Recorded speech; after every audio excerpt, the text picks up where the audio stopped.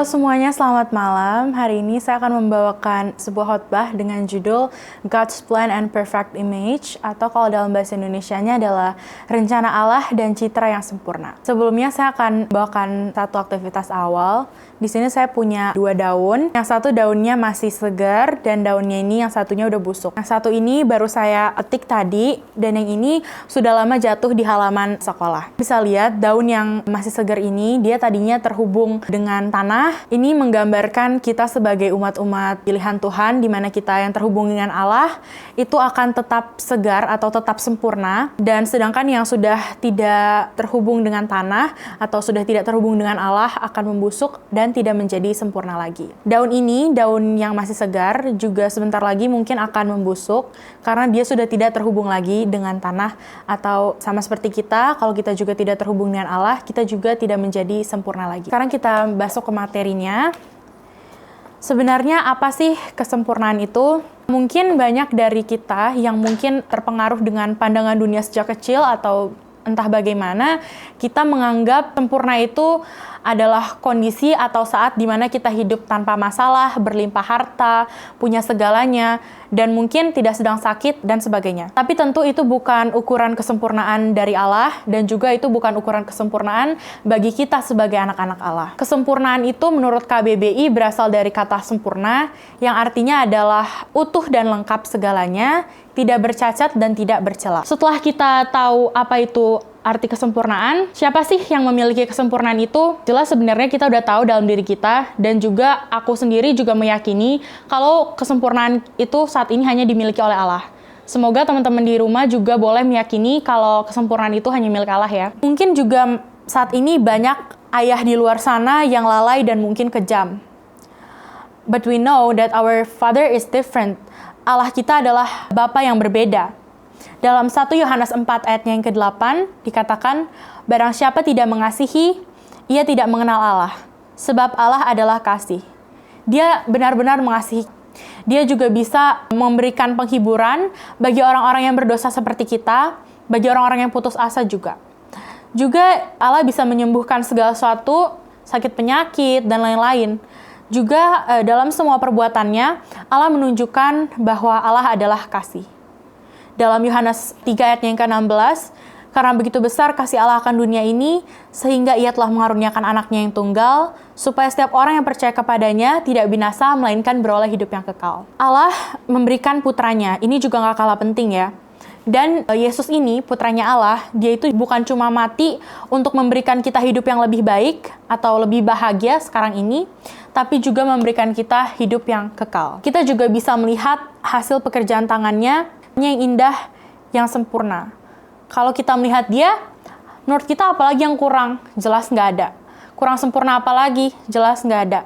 Jelas Allah sangat sempurna. Tapi apakah kita tahu bahwa manusia juga pernah sempurna? Sebelumnya ada ilustrasi tentang Billy dan Ruth Graham, di mana mereka ini adalah salah satu Christian influencer, dan mereka ini pada suatu hari mereka berjalan menggunakan mobil mereka. Mereka ini jalan di sebuah jalan yang panjang, dan kebetulan jalan ini tuh sedang dalam perbaikan. Mereka harus berkali-kali memperlambat kecepatan mereka, terus juga mereka harus mengambil jalan memutar, bahkan mereka harus beberapa kali berhenti dari perjalanan itu. Akhirnya mereka tiba pada akhir dari jalan itu, dan jalan yang bagus terbentang di hadapan mereka. Dan Ruth terkesan dengan tulisannya begini, akhir perbaikan, terima kasih atas kesabaran Anda.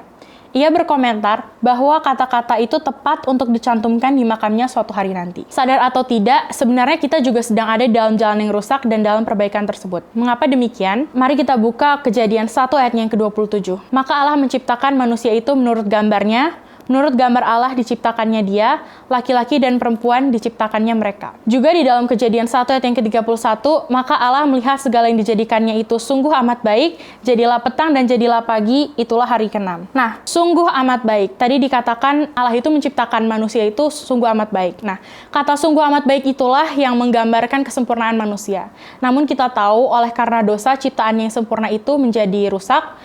Karena itulah manusia harus mengalami kesusahan di sepanjang jalan kehidupannya. Juga hal ini dijelaskan pada Kejadian 3 ayat yang ke-16 sampai 17 dan juga 19, firman-Nya kepada perempuan itu, "Susah payahmu waktu mengandung akan kubuat sangat banyak, dengan kesakitan engkau akan melahirkan anakmu, namun engkau akan berahi kepada suamimu, dan ia akan berkuasa atasmu." Ayat yang ke-17, lalu firman-Nya kepada manusia itu, "Karena engkau mendengarkan perkataan istrimu dan memakan dari buah pohon yang telah kuperintahkan kepadamu, jangan makan daripadanya, maka terkutuklah tanah karena engkau. Dengan bersusah payah engkau akan mencari rezekimu dari tanah seumur hidupmu." Di ayatnya yang ke-19, "Dengan berpeluh engkau akan mencari makananmu, sampai engkau kembali lagi menjadi tanah. Karena dari situlah engkau diambil, sebab engkau debu, dan engkau akan kembali menjadi debu." Mungkin juga ini juga relate sama kehidupan kita saat ini ya. Kita juga merasakan bagaimana dosa itu mengganggu kehidupan kita. Kita sebagai murid-murid di sekolah mungkin harus belajar dengan susah, menghafal pelajaran. Mungkin juga untuk murid-murid yang agak malas kayak aku, mungkin juga kita harus ketemu dengan rumus matematika yang susah. Dan itu juga mungkin relate sama teman-teman di rumah. Juga guru-guru dan chaplain yang ada bersama-sama dengan kita saat ini harus mengajar murid-murid yang mungkin juga kurang menurut, bebal, dan susah diatur. Itu juga karena dosa ya. Mereka harus mengajarkan kita dengan susah payah. Juga orang tua kita harus bekerja, harus bikin mungkin laporan untuk atasannya, tapi mungkin laporannya ini belum sesuai ya sama apa yang atasannya minta, sampai akhirnya mereka harus bekerja ulang dan juga capek, dimarahin dan segala macamnya. Dan itu juga susah. Juga mama kita atau ibu kita, dia juga harus melahirkan kita dengan susah, dengan mungkin sakit, dan juga harus membesarkan kita juga dengan penuh rasa tanggung jawab. Bahkan juga ada beberapa ciptaan Tuhan lainnya yang juga merasakan dampak dari dosa itu. Contohnya adalah tumbuh-tumbuhan, yaitu kita tahu ya, mawar di bagian batangnya itu terdapat duri-duri, itu juga karena dosa. Bahkan juga banyak dari beberapa binatang yang juga menjadi buas dan liar, itu juga akibat dari dosa. Dan juga kita tahu si penggoda Hawa, yaitu si ular tua itu, saat ini dia tidak memiliki kaki, itu juga karena adanya dosa. Banyak hal ya yang terjadi akibat dari dosa, dan kita semua tahu kalau hal-hal tadi itu sebenarnya merugikan kita. Lalu mengapa Allah membiarkan dosa itu terjadi? Mari kita bahas. Saya mengambil kutipan dari godquestions.org. Di sini dikatakan Allah Maha Tahu. Dalam Mazmur 139 ayatnya yang ke-1 dan 2 dikatakan, untuk pemimpin biduan Mazmur Daud, "Tuhan, Engkau menyelidiki dan mengenal aku. Engkau mengetahui kalau aku duduk atau berdiri. Engkau mengerti pikiranku dari jauh." Jadi sebenarnya Tuhan udah pasti tahu ya kalau Adam dan Hawa itu akan berdosa. Tetapi Tuhan tetap menciptakan Adam dan Hawa dan memberi mereka kehendak bebas yang kelak mereka akhirnya gunakan untuk berdosa. Meskipun Adam dan Hawa jatuh ke dalam dosa, bukan berarti Allah adalah pengarang dosa ataupun ia yang mencobai mereka untuk berdosa. Karena dalam Yakobus 1 ayat yang ke-13 dikatakan, apabila seorang dicobai, janganlah ia berkata pencobaan ini datang dari Allah. Sebab Allah tidak dapat dicobai oleh yang jahat, dan ia sendiri tidak mencobai siapapun. Nah, kejatuhan Adam dan Hawa ini masih tetap Tuhan buat berguna untuk menggenapi rancangannya bagi ciptaan dan kaum manusia. Allah telah mengetahui kejatuhan Adam dan Hawa, tapi Tuhan tetap menciptakan mereka menurut rupanya untuk mempermuliakan dirinya. Yang perlu kita ingat di sini adalah Allah memberi mereka kebebasan untuk membuat pilihan. Meskipun pada akhirnya Adam dan Hawa ini memilih untuk tidak taat, tapi pilihan mereka ini tetap Allah gunakan sebagai cara di mana kehendaknya ini digenapkan dan kemuliaannya ini ditunjukkan. Jadi Allah telah mempersiapkan rencana keselamatan, atau kalau dalam konteks ilustrasi Ruth dan Billy Graham tadi, rencana keselamatan itu sama dengan rencana perbaikan. Nah, di sini juga perlu kita ingat di dalam Mazmur 33 ayat yang ke-11, tetapi rencana Tuhan tetap selama-lamanya, rancangan hatinya turun-temurun. Rencana Tuhan ini bukan hanya untuk Adam dan Hawa aja yang melakukan dosa pertama kali, tapi juga untuk kita yang hidup pada akhir zaman ini, yang berdosa dan juga tidak taat kepada Allah. Jadi rencana Allah itu juga untuk kita ya teman-teman. Sekarang kenapa kita harus kembali menjadi sempurna? Jawabannya karena Allah sedang merencanakan keselamatan untuk memperbaiki citra yang tadinya rusak menjadi sempurna kembali. Kenapa kita harus kembali kepada kesempurnaan? Ini terdapat di dalam Matius 5 ayat yang ke-48. Karena itu haruslah kamu sempurna, sama seperti Bapamu yang di surga adalah sempurna. Jawabannya itu karena Allah rindu kita kembali menjadi sempurna. Allah mau kita sebagai anak-anaknya itu sama seperti dirinya yang sempurna itu. Setelah kita tahu apa itu sempurna, bagaimana kesempurnaan itu dirusak, dan juga bagaimana rencana Tuhan dalam kehidupan kita, dan juga kita tahu kenapa kita harus kembali kepada kesempurnaan, lalu bagaimana cara kita kembali kepada kesempurnaan itu? Di dalam 2 Timotius 3 ayat yang ke-16, Segala tulisan yang diilhamkan Allah memang bermanfaat untuk mengajar, untuk menyentakan kesalahan, untuk memperbaiki kelakuan, dan untuk mendidik orang dalam kebenaran. Bagi kita yang sedang diperbaiki oleh Allah, hendaknya kita senantiasa menurut akan perintahnya, hukumnya, Tauratnya, agar karakter kita bisa serupa dengan Kristus. Karena itulah yang memperbaiki kita. Dalam 2 Korintus 13 ayatnya yang ke-11, akhirnya saudara-saudaraku, bersukacitalah, usahakanlah dirimu supaya sempurna. Terimalah segala nasihatku, sehati sepikirlah kamu, dan hiduplah dalam damai sejahtera. Maka Allah, sumber kasih dan damai sejahtera, akan menyertai kamu. Tuhan juga akan memberikan kita penyertaan dan damai sejahtera kalau kita berusaha menjadi sempurna seperti dirinya. Juga dalam 1 Yohanes 2 ayat yang kelima, tetapi barang siapa menuruti firman-Nya, di dalam orang itu sungguh sudah sempurna kasih Allah. Dengan itulah kita ketahui bahwa kita ada di dalam Dia.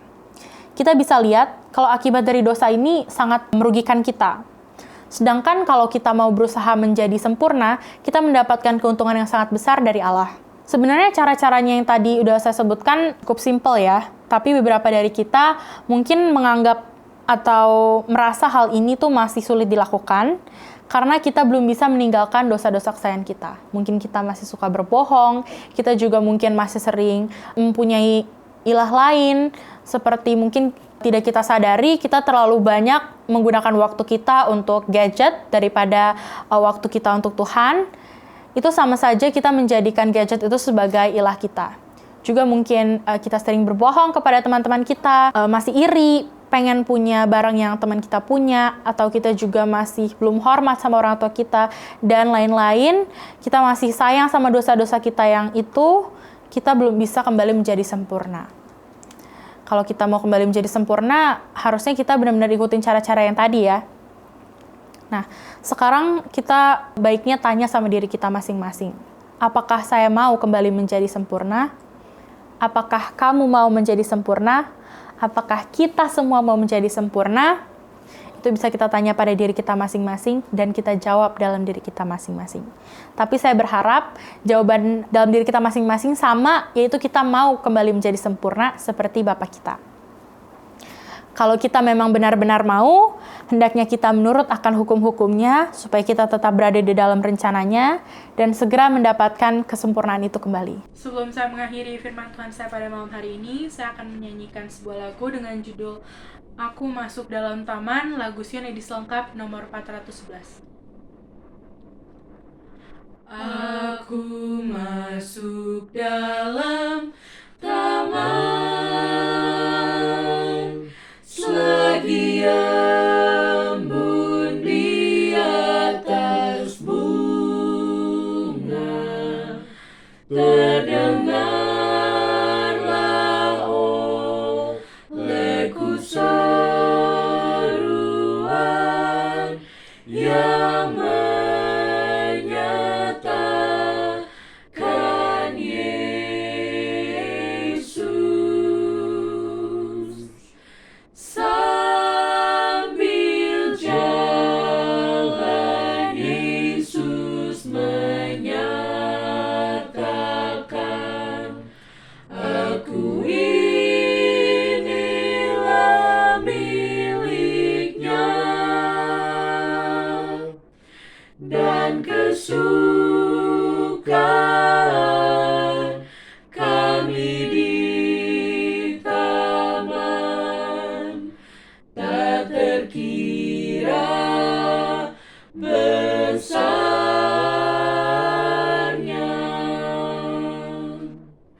Betapa indah suaranya, melebihi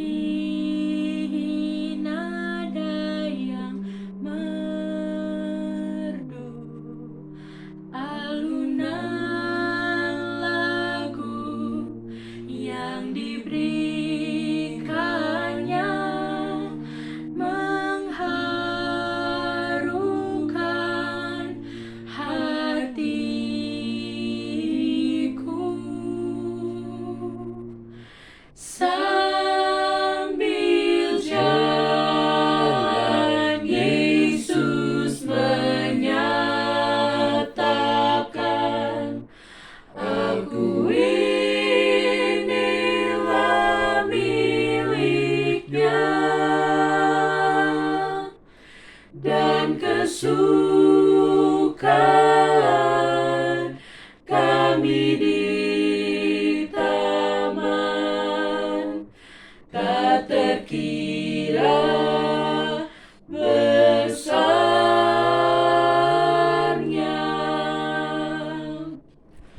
Ku rindu tinggal sertanya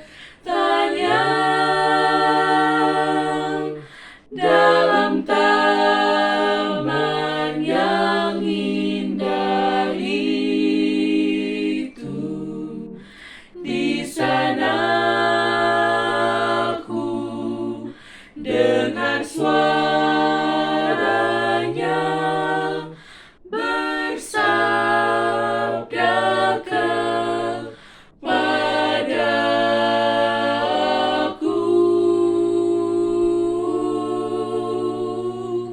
sambil jalan Yesus menyatakan, aku inilah miliknya, dan kesungkahan kami di taman tak terkira besarnya.